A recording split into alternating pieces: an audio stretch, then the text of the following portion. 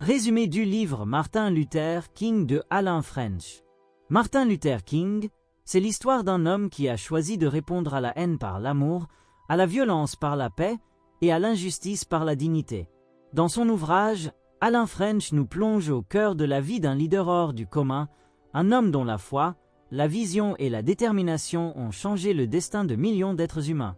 Ce livre n'est pas seulement une biographie, c'est un appel au courage moral, à la discipline intérieure et à la responsabilité collective.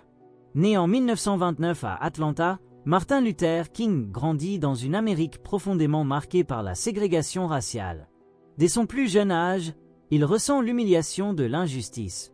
Ses parents, pasteurs, lui transmettent une foi solide et une confiance en la dignité de tout être humain. Très tôt, il comprend que le racisme n'est pas seulement un problème de loi, mais surtout un problème de cœur et de conscience. Cette conviction deviendra le fondement de son combat. Alain French montre comment King, inspiré par Gandhi, a choisi la non-violence comme arme absolue. Pour lui, la véritable force d'un homme ne réside pas dans sa capacité à dominer les autres, mais dans sa capacité à maîtriser sa propre colère. La non-violence n'est pas faiblesse, elle est une puissance morale capable de désarmer la haine la plus tenace. King affirmait que celui qui aime ses ennemis découvre un pouvoir libérateur. Il ne devient plus esclave de la vengeance, mais créateur d'un monde nouveau. Dans ses discours et ses marches, King ne prêchait pas seulement un rêve, il incarnait une discipline. Il savait que sans organisation, sans endurance, sans foi profonde, le rêve reste une illusion. Son célèbre discours I Have a Dream n'est pas un simple cri d'espoir, c'est une déclaration de foi en l'humanité. Il y exprime une vision où la justice et la fraternité triomphent des préjugés. Mais Alain French ne cache pas la face sombre du parcours de King. Les menaces, les emprisonnements, les trahisons, les doutes. Ce sont justement ces moments de faiblesse qui le rendent si inspirant. Car King, loin d'être un saint infaillible, est un homme de chair et de sang, traversé par la peur, mais porté par un idéal plus grand que lui. Il a compris que le véritable leadership n'est pas l'absence de peur, mais la capacité d'agir malgré elle. Le livre met en lumière 4 grandes leçons de sa vie. D'abord, la foi. King croyait fermement que la justice finissait toujours par triompher. Ensuite, la parole. Il utilisait le langage non pour blesser mais pour élever. Troisièmement, l'action. Il ne se contentait pas de prier, il marchait, protestait, négociait, inspirait. Enfin, la persévérance. Malgré les échecs, il n'a jamais abandonné son rêve. Ces 4 principes constituent une philosophie de vie applicable bien au-delà du combat racial. Alain French insiste sur la portée universelle de son message. Martin Luther King n'a pas seulement lutté pour les Noirs américains, mais pour toute personne opprimée, rejetée, méprisée.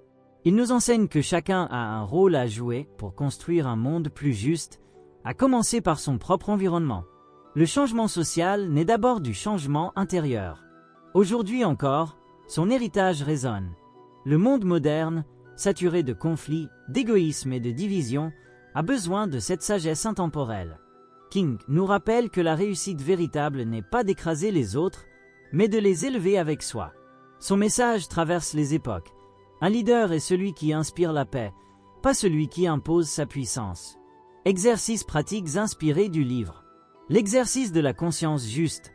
Prends 10 minutes chaque soir pour réfléchir à une situation où tu aurais pu agir avec plus de bienveillance, de calme ou de compréhension. Note-la et décide de faire mieux demain.